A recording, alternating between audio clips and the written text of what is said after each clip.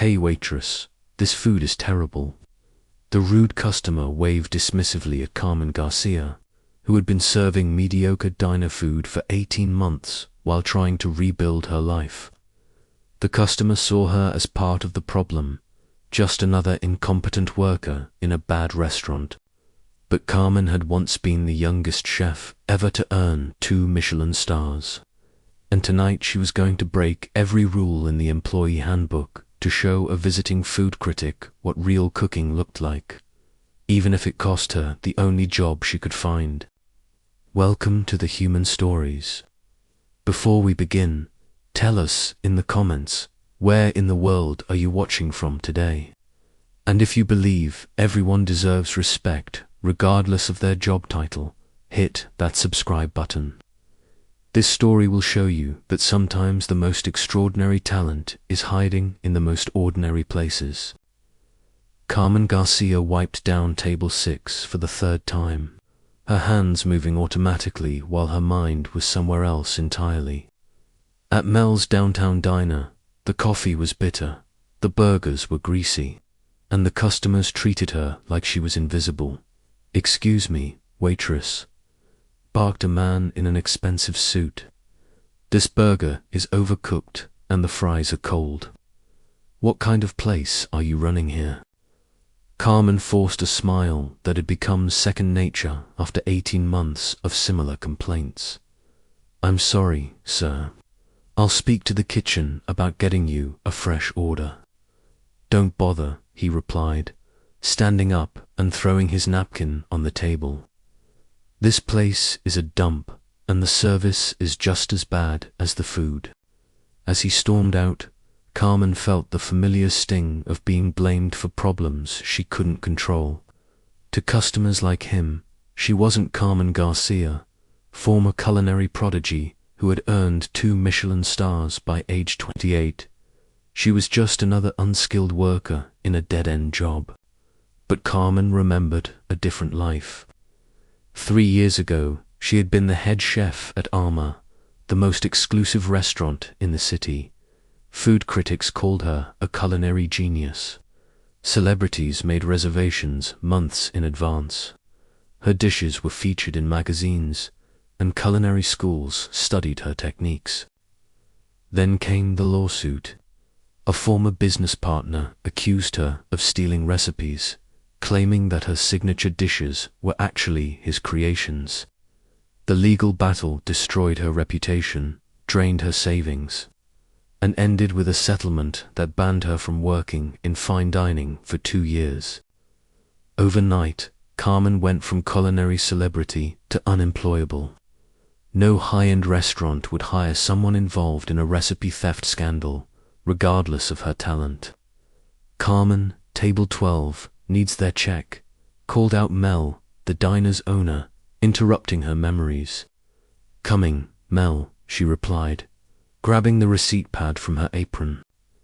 At table 12 sat a woman Carmen didn't recognize, well-dressed, observant, taking notes while eating what was supposed to be meatloaf but looked more like cardboard. "How was everything?" Carmen asked professionally. "Honestly, the food is terrible," the woman replied, but her tone was curious rather than angry. "But you seem different from other servers. There's something about the way you move around food, like you understand it." Carmen felt a flicker of recognition but pushed it down. "Just trying to do my job, ma'am." The woman studied Carmen's face. "Have we met before? You look familiar." "I don't think so," Carmen lied, turning away before the conversation could continue. But as she walked back to the kitchen, Carmen realized who the woman was: Jessica Chen, the most feared restaurant critic in the city, whose reviews could make or break culinary careers. That evening, as Carmen prepared to end another long shift, she noticed Jessica Chen was still there, now sitting at the counter, observing the kitchen through the service window. "Carmen," Mel approached her, looking nervous. "That lady at the counter is asking a lot of questions about you. Says she's writing some kind of article about restaurant workers." Carmen's heart raced.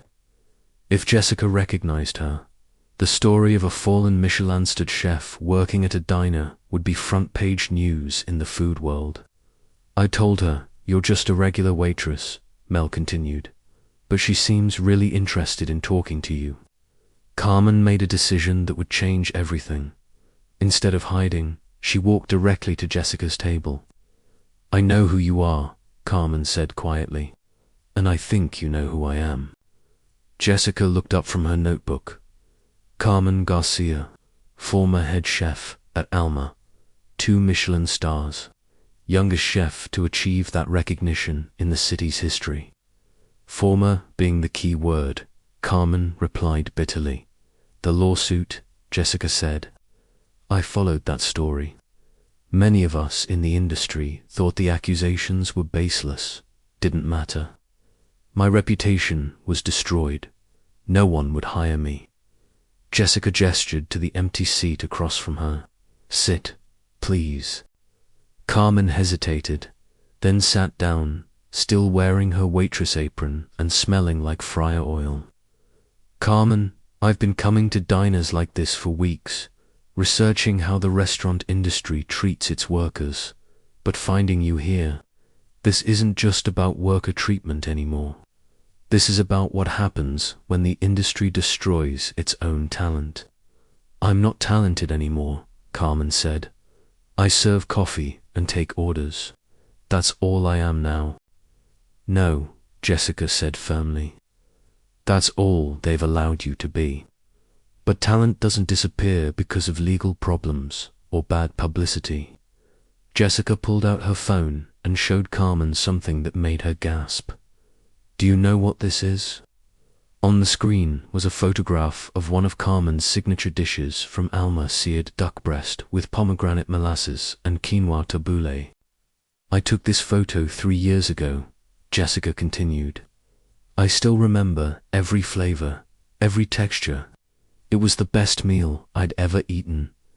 That level of artistry doesn't just vanish." Carmen felt tears building in her eyes. "It doesn't matter. I can't cook professionally anymore. Says who? Your settlement expires in 6 months.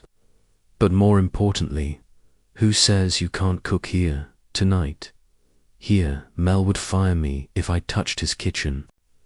Then we convince Mel to let you cook one meal, just one. Show me that the Carmen Garcia who earned those Michelin stars is still in there."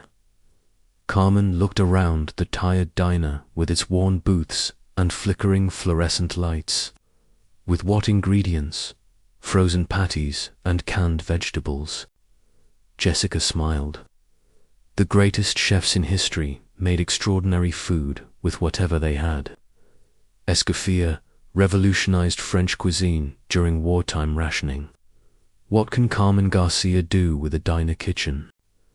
20 minutes later, Carmen stood in Mel's kitchen, her waitress uniform replaced by a borrowed apron, surveying ingredients that most chefs would consider impossible to work with.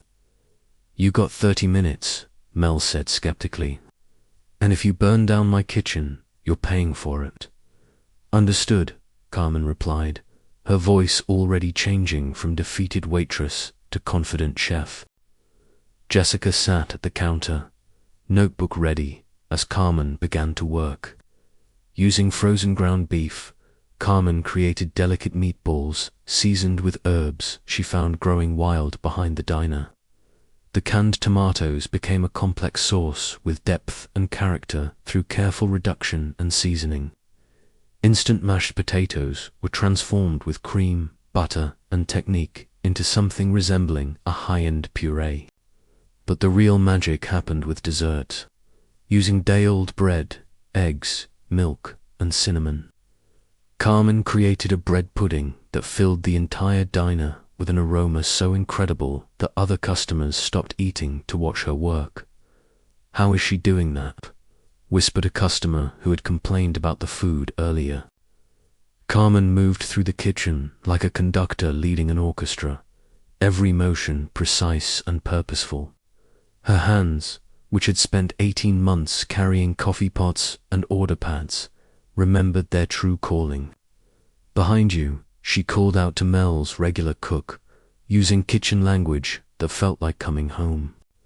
28 minutes later, Carmen placed a plate in front of Jessica Chen. The presentation was restaurant quality. The aromas were intoxicating, and the transformation of ordinary diner ingredients into something extraordinary was nothing short of miraculous. Jessica took the first bite and closed her eyes. When she opened them, tears were visible. This is ... This is incredible. You've taken ingredients that shouldn't work together and created something that belongs in a Michelin-starred restaurant. Word spread quickly through the diner. Other customers crowded around to see what the waitress had created. Mel stared at Carmen like he was seeing her for the first time. "Carmen," Jessica said, putting down her fork, "I'm writing a story about you. Not about your downfall, but about your comeback. About how the industry failed you, and how you've proven that real talent survives anything." Carmen felt something she hadn't experienced in 2 years: hope. "But more importantly," Jessica continued, "I'm calling every restaurant owner I know. Your settlement expires in 6 months, but your reputation rehabilitation starts tonight." 3 weeks later, Carmen Garcia received 5 job offers from high-end restaurants. She chose to open her own place, a small bistro that specialized in elevating simple ingredients into extraordinary experiences. On opening night, the first review appeared in Jessica Chen's column: "Carmen Garcia has returned, and the culinary world is better for it." Her new restaurant proves that true artistry can't be destroyed by lawsuits, legal settlements, or public humiliation. Sometimes the most extraordinary talent is hiding in the most ordinary places, waiting for someone to recognize that everyone deserves a second chance. The Just a Waitress had reminded the world that dignity, respect, and recognition of talent should never depend on job titles or current circumstances. Don't forget to like, share, and subscribe for more powerful stories every day. Where are you watching from? Drop your city in the comments. And if you believe everyone deserves to be treated with dignity regardless of their job, subscribe for more stories about second chances and hidden talents.